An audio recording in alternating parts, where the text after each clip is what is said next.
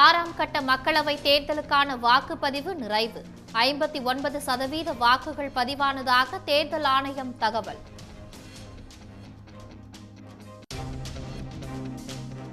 ஐந்து கட்ட தேர்தல்களில் பதிவான வாக்குகளின் முழு விவரத்தை முதன்முறையாக வெளியிட்டது தேர்தல் ஆணையம். எதிர்க்கட்சிகளின் தொடர் விமர்சனங்களுக்கு பணிந்தது.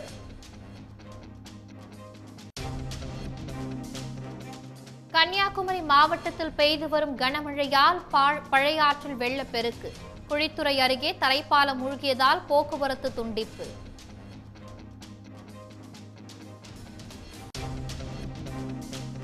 முன்னாள் முதலமைச்சர் ஜெயலலிதாவை இந்துத்துவ தலைவர் என குறிப்பிட்ட அண்ணாமலைக்கு அதிமுக கடும் கண்டனம்.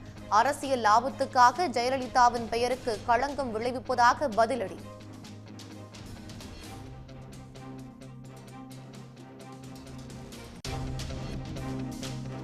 பதினாறு நாட்களுக்குள் பட்டா மாறுதல் சான்றிதழ் கிடைக்க சிறப்பு நடவடிக்கை. ஒவ்வொரு தாலுகாவுக்கும் சிறப்பு அலுவலரை நியமிக்க வலியுறுத்தி ஆட்சியர்களுக்கு வருவாய் நிர்வாக ஆணையர் கடிதம்.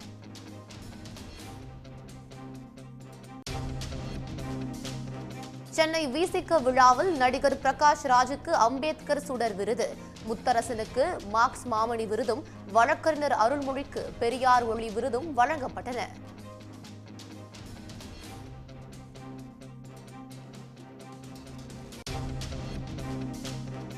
வார விடுமுறை என்பதால் திருப்பதியில் குவிந்த பக்தர்கள்.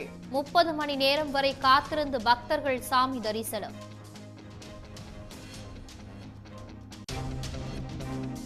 தமிழ்நாட்டில் குட்கா, பான் மசாலா பொருட்களுக்கான தடை மேலும் ஓராண்டுக்கு நீட்டிப்பு. தமிழ்நாடு அரசு உத்தரவு.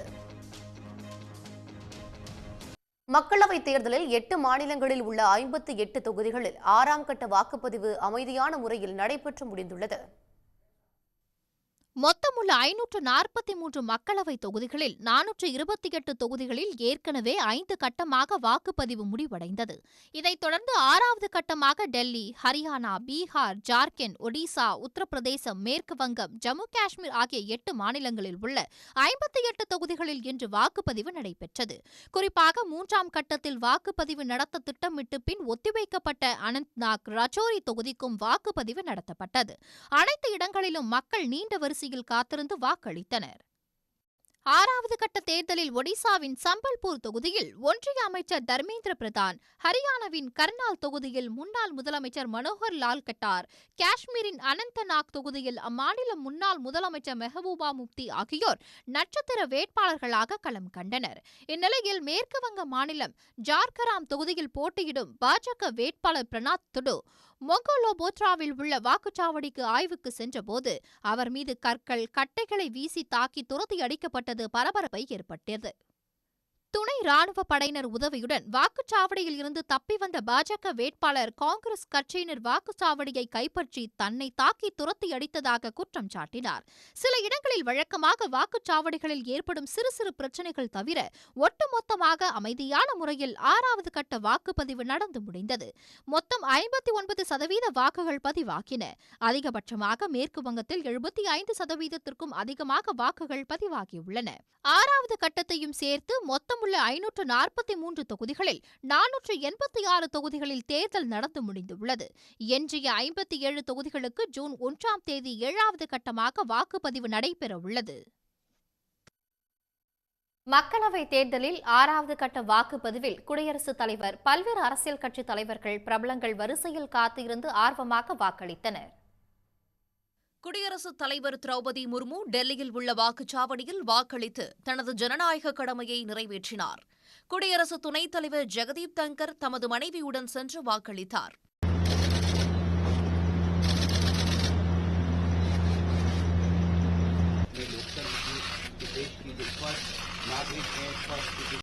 காங்கிரஸ் மூத்த தலைவர்கள் சோனியா காந்தி, ராகுல் காந்தி, பொதுச் செயலாளர் பிரியங்கா காந்தி ஆகியோர் புதுடெல்லி தொகுதிக்கு உட்பட்ட வாக்குச்சாவடியில் வாக்களித்து ஜனநாயக கடமையை நிறைவேற்றினர். பின்னர் வாக்குச்சாவடி முன்பாக ராகுல் காந்தி தமது தாயார் சோனியா காந்தியுடன் இணைந்து செல்ஃபி எடுத்துக் கொண்டார். தொடர்ந்து செய்தியாளர்களிடம் பேசிய பிரியங்கா காந்தி, தொடக்கத்திலிருந்தே மக்களின் பிரச்சினைகளை மட்டுமின்றி தேச நலனுக்காகவும் இந்தியா கூட்டணி பேசி வருவதாகவும், ஆனால் பிரதமர் மோடி, பாஜகவினர் வெறுப்பு அரசியலில் ஈடுபட்டு வருவதாகவும் தெரிவித்தார். अंडर करंट है और लोगों में बहुत ये भावना है कि हमारी बात नहीं हुई है। भाजपा के जितने भी नेता हैं वो इधर उधर की बातें करते हैं। जो मेन मुद्दे हैं बेरोजगारी और महंगाई, उसके बारे में कोई चर्चा नहीं हो रही है और लोग उब चुके हैं। लोगों की बहुत समस्याओं का सामना कर रहे हैं। रोज इंडिया गठबंधन के पूरा प्रचार कर रहे हैं, पूरा हमारा मैनिफेस्टो है, सब जनता के मुद्दों पे है। यही चल रहा है हमारे, क्योंकि जनता यही चाहती है। டெல்லி சாந்தினி சவுக் தொகுதிக்கு உட்பட்ட சிவில் லைன்ஸ் பகுதியில் உள்ள வாக்குச்சாவடியில் டெல்லி முதலமைச்சர் அரவிந்த் கெஜ்ரிவால் வாக்காளர்களுடன் வரிசையில் நின்று வாக்களித்தார்.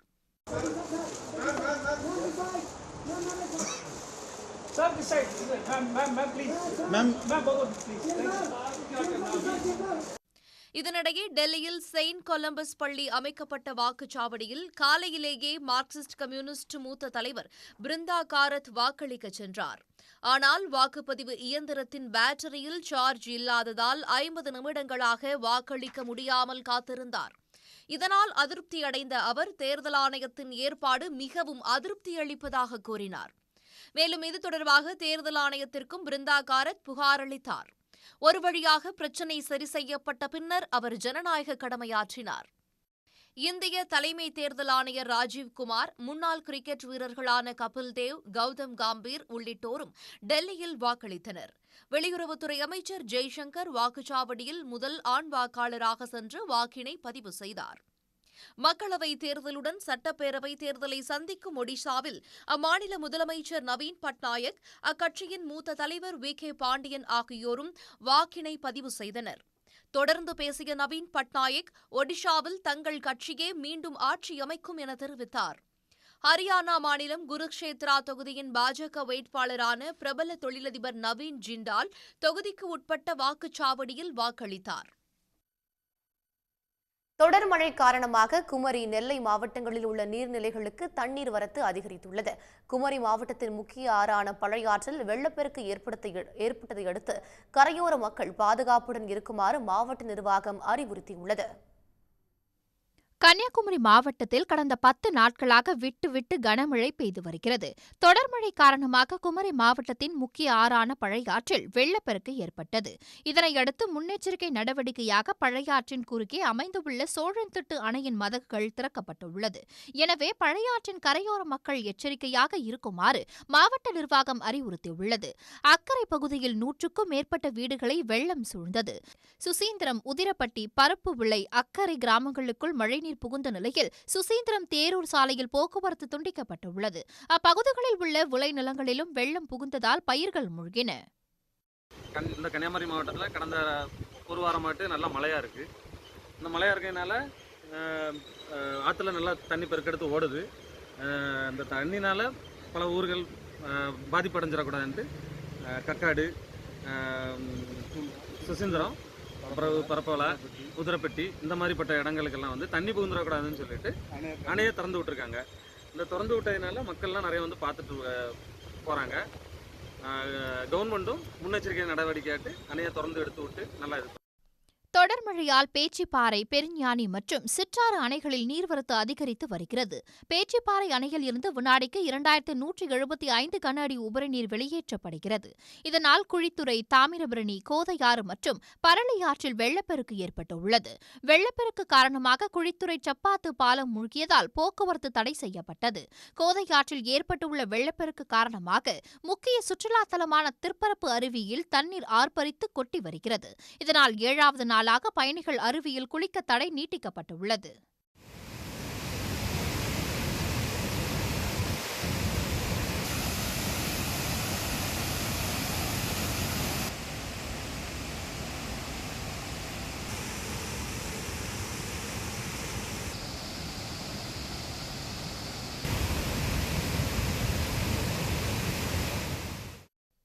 குற்றாலம் மெயின் அருவியில் குளிப்பதற்கு விதிக்கப்பட்டிருந்த தடை நீக்கப்பட்டுள்ளது. தரைத்தள பராமரிப்பு பணிகள் நடந்து வந்த நிலையில் பெண்கள் குளிக்கும் பகுதிக்கு செல்லும் வழியாக ஆண்களும் சென்று திரும்பும் வகையில் தற்காலிக ஏற்பாடு செய்யப்பட்டுள்ளது. தண்ணி அதிகமாக இருக்கிறதுனால மழையும் பேஞ்சிருந்தனால குற்றாலத்தில் குளிக்க விடல. இன்னைக்கு வந்து தண்ணி கம்மியாக இருக்குது. 1 ஹவர் வெயிட் பண்ணி இப்போதான் ஓப்பன் பண்ணாங்க. குளிக்கிறதுக்கும் தண்ணி கரெக்டான லெவலாக இருக்குது. அதே மாதிரியா மழை சாரல இந்த நேரத்தில் கிளைமேட்டும் நல்லா இருக்குது. ரொம்ப ஹாப்பியாக இருக்கேன் எங்கள் ஃப்ரெண்ட்ஸோட. நெல்லை மாவட்டம் பாபநாசம் அணையின் நீர்பிடிப்பு பகுதிகளில் தொடர் மழை பெய்து வருகிறது. இதன் காரணமாக 143 அடி கொண்ட பாபநாசம் அணையின் நீர்மட்டம் 2 நாட்களில் 12 அடி உயர்ந்துள்ளது. இதேபோல் 156 அடி கொள்ளளவு கொண்ட சேர்வலாறு அணை நீர்மட்டமும் 2 நாட்களில் 21 அடியாக உயர்ந்துள்ளது. மணிமுத்தாறு, கடையம் ராமநதி, கடனாநதி உள்ளிட்ட அணைகளுக்கும் தொடர் மழை காரணமாக நீர்வரத்து அதிகரித்துள்ளது. இதனால் விவசாயிகள் மகிழ்ச்சியடைந்துள்ளனர். நாகர்கோவில் அருகே அரசு பேருந்தில் டிக்கெட் எடுப்பது தொடர்பாக வாக்குவாதத்தில் ஈடுபட்ட நடத்துனரும் காவலரும் நேரில் சந்தித்து பரஸ்பரம் வருத்தம் தெரிவித்துக் கொண்டனர். நாகர்கோவிலில் இருந்து நாங்குநேரி சென்ற அரசு பேருந்தில் சென்னை ஆயுதப்படையில் பணியாற்றும் ஆறுமுக பாண்டி என்பவர் பயணித்தார். அப்போது அவரிடம் டிக்கெட் எடுக்குமாறு நடத்துனர் கோர பணி நிமித்தமாக செல்வதாக கூறி டிக்கெட் எடுக்க காவலர் மறுத்துவிட்டார். வாரண்ட் இல்லாமல் டிக்கெட் எடுக்காமல் பயணிக்க முடியாது என நடத்துனர் கூற இருவருக்கும் இடையே கடும் வாக்குவாதம் ஏற்பட்டது.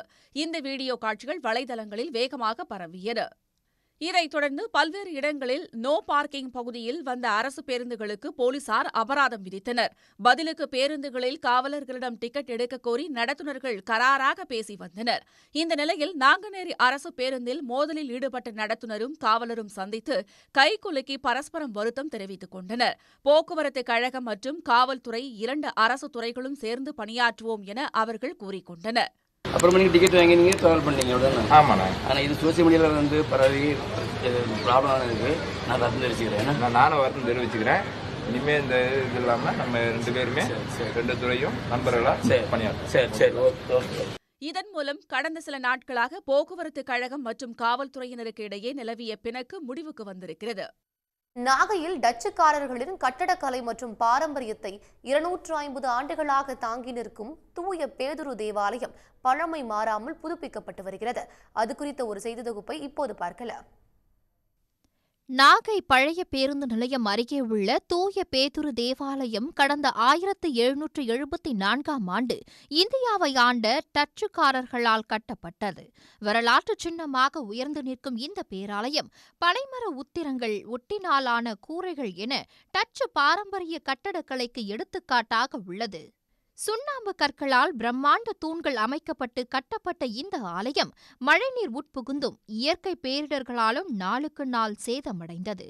தன்னார்வலர்கள் அதனை சீரமைக்க முன்வந்ததை அடுத்து கடந்த ஓராண்டாக புனரமைப்பு பணிகள் நடைபெற்று வருகின்றன. கலைநுட்பம் மிகுந்த தேக்கு மரங்களால் ஆன தேவாலயத்தின் உட்புறம் பழமை மாறாமல் சீரமைக்கப்பட்டு வருகிறது.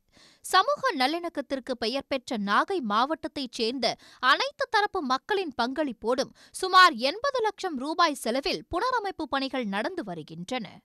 இந்த ஆலயத்தில் சிறப்பு என்னன்னா, இந்த பிரசங்க மேடை ஒரு கப்பு வடிவத்திலே அமைந்திருக்கிறது. திருப்பந்தியிலே பங்கு பெறுகிற பயன்படுத்துகிற கப்பு வடிவத்திலே அதன் மேலே ஒரு தட்டு அமைந்திருக்கிறது. அதை தான் இந்த பிரசங்க மேடை நினைவுபடுத்துகிறது. இது முழுவதுமாக டச் ஆர்கிடெக்டில் பயன்படுத்தப்பட்டிருக்கிற உருவாக்கப்பட்டிருக்கிற இந்த பிரசங்க மேடை. இதிலிருந்து பேசுகிற பொழுது மைக் இல்லாமல் நம்ம இதை பேச முடியும். இந்த பகுதி, இந்த ஆலயத்தில் அமர்ந்திருக்கிற எல்லாருக்கும் ரொம்ப ஆடியபிளாக இதிலிருந்து பேசுகிறப்ப இருந்திருக்கு. தேக்கு மர இருக்கைகள், ஆளுயர மேடை, பெரிய அளவிலான ஞானஸ்தான தொட்டி ஆகியவை டச்சு காலத்தை நமக்கு நினைவூட்டுகின்றன. இந்த ஆலயத்தில் டச்சு எழுத்துகள் பொறிக்கப்பட்ட கல்வெட்டுகள் இன்றளவும் பாதுகாக்கப்பட்டு வருகின்றன. முலாம் பூசப்பட்ட இசைக்குழல், மரத்தால் செய்யப்பட்ட பிரம்மாண்ட ஹெண்ட் ஆர்கன் ஆகியவையும் 250 ஆண்டுகளை கடந்து செயல்பாட்டு நிலையில் உள்ளன. 250 வருஷம் ஆனதுனால இது சிதிலமடைய ஆரம்பிச்சது. நாங்கள் மிகப்பெரிய அரசு உதவியுடன் மற்றும் எங்களுடைய மக்களுடைய உதவியுடன் சேர்ந்து கிட்டத்தட்ட 80 லட்சம் பணம் யூஸ் பண்ணி நாங்கள் இந்த இதை இப்போ ரினியூ பண்ணிக்கிட்டு இருக்கோம். இது அடுத்த மாதம் 29ஆம் தேதி இந்த இதை நாங்கள் டெடிகேட் பண்ணுறதுக்காக இருக்கோம். பிரம்மாண்ட மரத்தூண்கள், மரச்சிற்பங்கள் மற்றும் ராணியின் சிற்பங்களுடன் டச்சு அரசாங்க அதிகாரிகளின் நினைவு கேடயங்கள் தேவாலய சுவரை அலங்கரிக்கின்றன. அவை அனைத்தும் தற்பொழுது புதுப்பொலிவு பெற்று வருகிறது.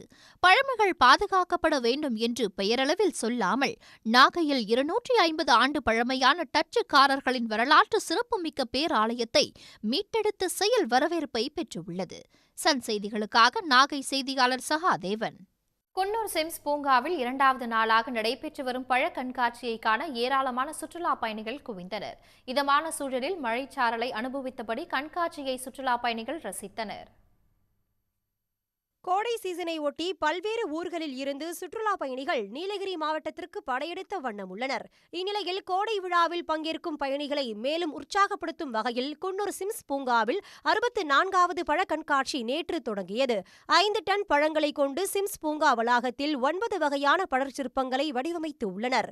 1750,000 கிலோ திராட்சையை கொண்டு வடிவமைத்த பிரம்மாண்ட கொரில்லா, எலுமிச்சை பழங்களால் உருவாக்கப்பட்ட வாத்து, பேரீச்சை பழங்களால் ஆன நத்தை உள்ளிட்டவை பயணிகளை பெரிதும் ஈர்த்துள்ளன.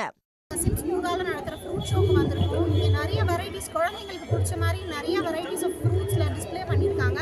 எஸ்பெஷலி இந்த டக்கு, அப்புறம் கிங்காங், பிகாச்சோ, இது எல்லாமே ரொம்ப பியூட்டிஃபுல்லாக வச்சுருக்காங்க. கீழே பார்த்தீங்கன்னா டேட்ஸில் நத்தை ரொம்ப அழகாக வச்சுருக்காங்க. அண்ட் டிஃப்ரெண்ட் பிளேசஸ்லேருந்து அவங்களோட ஸ்டால்ஸ் டிஸ்பிளே போட்டிருக்காங்க. ப்ளசண்ட்டாக இருக்க கிளைமேட், மழையும் இல்லை, ரொம்ப என்ஜாயபிளாக இருக்குது. உள்ள வரைக்கும் எல்லாமே சுற்றி பார்த்தோம். நிறைய அனிமல்ஸு, அந்த அனிமல்ஸில் வந்து ஃப்ரூட்ஸில் வந்து டிஃப்ரெண்ட்டாக கட் பண்ணி நல்லா டெக்கரேட் பண்ணி வச்சுருக்காங்க. தஞ்சாவூர் இந்த மாதிரி நிறைய மாவட்டங்கள்ல இருந்து ஒவ்வொரு விதமான வடிவமைப்பில் பழங்களை வந்து எப்படி அழகாக சிற்பத்தில் வந்து செதுக்கி பண்ண முடியுமோ அழகாக பண்ணியிருக்காங்க. கண்காட்சியில் தஞ்சாவூர், சேலம் உட்பட 10 மாவட்டங்கள் சார்பாக தோட்டக்கலைத்துறையினர் அரங்குகள் அமைத்து பழங்களை காட்சிப்படுத்தியுள்ளனர். அந்த அரங்குகளும் பயணிகளை கவர்ந்துள்ளன. சிம்ஸ் பூங்கா அமைக்கப்பட்டு 150 ஆண்டுகள் ஆன நிலையில் நாளை வரை 3 நாட்கள் நடைபெறும் பழ கண்காட்சிக்காக தோட்டக்கலைத்துறை சார்பில் சிறப்பான ஏற்பாடுகள் செய்யப்பட்டுள்ளன. அவற்றை மழைச்சாரலையும் அனுபவித்தபடி சுற்றுலா பயணிகள் ரசித்து வருகின்றனர். திண்டுக்கல் மாவட்டம் ரெட்டியார் சத்திரத்தில் அறுவடைக்கு தயாராக இருந்த மக்காச்சோள பயிர்களில் கதிர் மட்டும் இருப்பதால் விவசாயிகள் பெரும் அதிர்ச்சி அடைந்துள்ளனர். ரெட்டியார் சத்திரம் மற்றும் அதனை சுற்றியுள்ள பகுதிகளில் விவசாயிகள் மக்காச்சோளம், பருத்தி, கடலை போன்றவற்றை சாகுபடி செய்து வந்தனர்.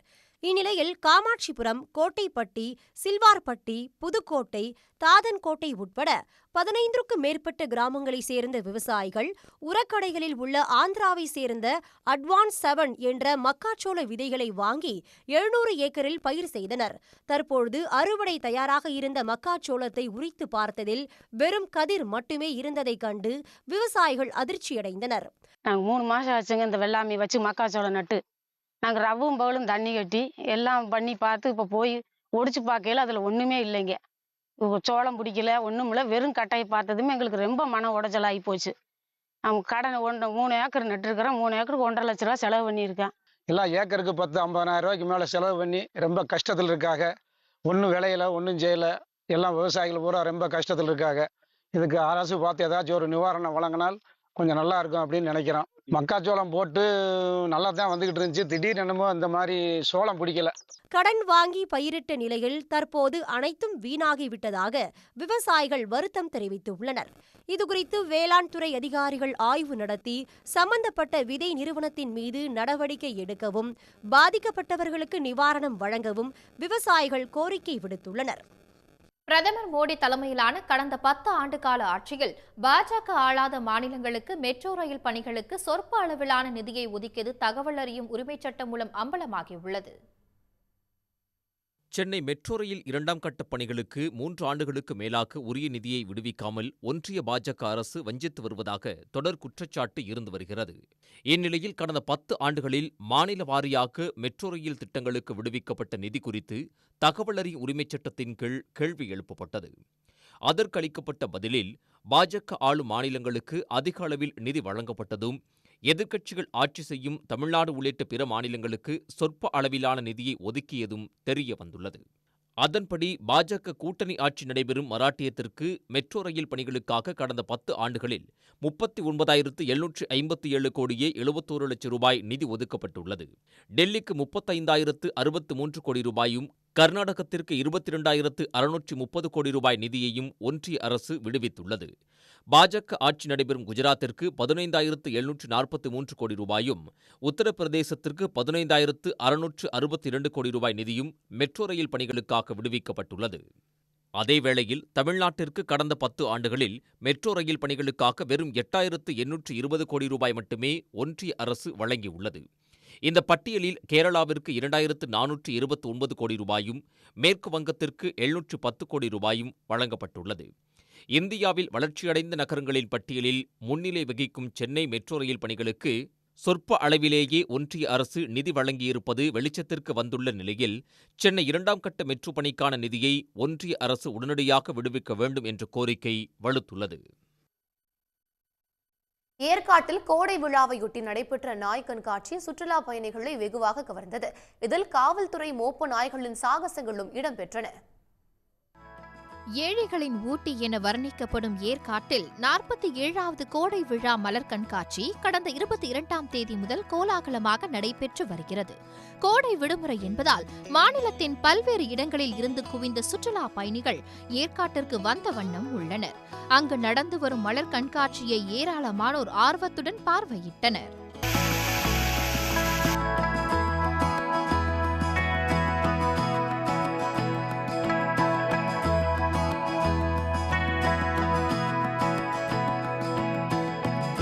இந்நிலையில் மலர் கண்காட்சியை காண வந்தவர்களை மகிழ்விக்கும் வகையில் நடைபெற்ற நாய் கண்காட்சி சுற்றுலா பயணிகளை கவர்ந்தது. உரிமையாளர்களின் கட்டளைக்கேற்ப செல்ல பிராணிகள் அசத்தின. இதில் காவல்துறை மோப்ப நாய்களின் சாகசங்களும் இடம்பெற்றன.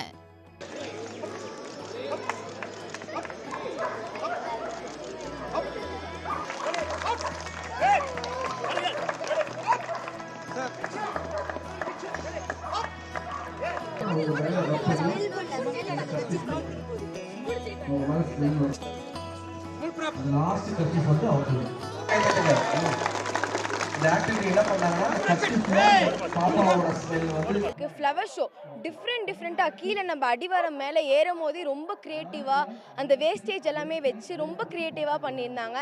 ஸோ இந்த மாதிரி வந்து ரொம்ப நம்ம கண்டிப்பாக நம்ம எல்லாமே வரணும், இதெல்லாம் வந்து பார்க்கணும். அது இல்லாமல் போலீஸ் ட்ரைனிங் நாய் எல்லாமே வச்சு டாக்ஸ் எல்லாமே வச்சு ஷோ காட்டியிருந்தாங்க. ஸோ அது எல்லாமே ரொம்ப அமேசிங்காக இருந்துச்சு. பாம்லாம் கண்டுபிடிச்சிச்சு, போலீஸ் சொல்கிறதெல்லாம் அது கேட்டுச்சு, அவங்க ரொட்டேட் பண்ண சொன்னால் அது ரொட்டேட் பண்ணுச்சு, ஹார்ஸ்லாம் வந்து டான்ஸ் பண்ணுச்சு, அப்புறம் ஹார்ஸு நிறைய எடுத்துகிட்டு வந்திருந்தாங்க, நிறைய விஷயம் எல்லாமே நல்லா இருந்துச்சு. ஏற்காடு கோடை விழா மலர் கண்காட்சி நாளை முடிவடைவதாக இருந்தது. ஆனால் பயணிகளின் வருகை அதிகரித்துள்ளதால் பல்வேறு தரப்பினரின் கோரிக்கையை ஏற்று மேலும் 4 நாட்களுக்கு நீட்டித்து மாவட்ட ஆட்சியர் பிருந்தாதேவி உத்தரவிட்டுள்ளார். திருவண்ணாமலை மாவட்டம் ஆரணி அருகே மலைப்பகுதியில் திடீரென 2 ஹெலிகாப்டர்கள் ஒரே நேரத்தில் தர இறங்கியதால் அப்பகுதி மக்கள் அதிர்ச்சி அடைந்தனர். ஆரணி அடுத்த இரும்புலி கொள்ளைமேடு என்ற மலை கிராம பகுதியில் பயங்கர இரைச்சலுடன் 2 ஹெலிகாப்டர்கள் வானில் வட்டம் அடித்தன. அவை இரண்டும் திடீரென மலைப்பகுதியில் தர இறங்கியதை கண்டு வியந்த அப்பகுதி மக்கள் அதன் அருகே சென்று பார்க்க முயற்சி மேற்கொண்டனர். ஆனால் அதற்குள் அவ்விரு ஹெலிகாப்டர்களிலும் இருந்தவர்கள் பரஸ்பரம் தங்களை மாற்றிக்கொண்டு மீண்டும் உயரே பறந்தனர்.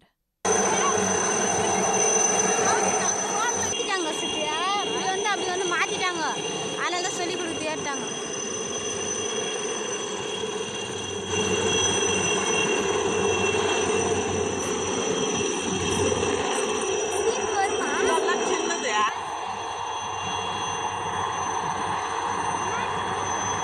இன்னொன்று காணுமே அண்ணாண்டு போயிருங்க. இந்த காட்சிகள் பரவிய நிலையில் சம்பவ இடத்திற்கு வந்து காவல்துறை மற்றும் வருவாய்த்துறையினர் விசாரணை நடத்தினர். எதற்காக திடீரென 2 ஹெலிகாப்டர்கள் ஒரே நேரத்தில் தர இறங்கின என்ற சந்தேகம் அப்பகுதி மக்களிடம் எழுந்தது. இந்நிலையில் அவை இரண்டும் விமானப்படைக்கு சொந்தமானவை என்றும் கடினமான மலைப்பகுதியில் எவ்வாறு தர இறக்குவது என்பது குறித்து விமானிகளுக்கு பயிற்சி அளிக்கப்பட்டதாகவும் இது வழக்கமான பயிற்சியே என்றும் அரக்கோணம் கடற்படை விமான நிலையம் தரப்பில் விளக்கம் அளிக்கப்பட்டுள்ளது. உடனுக்குடன் செய்திகளை தெரிந்து கொள்ள சன் நியூஸ் பெல் ஐகானை கிளிக் பண்ணுங்க.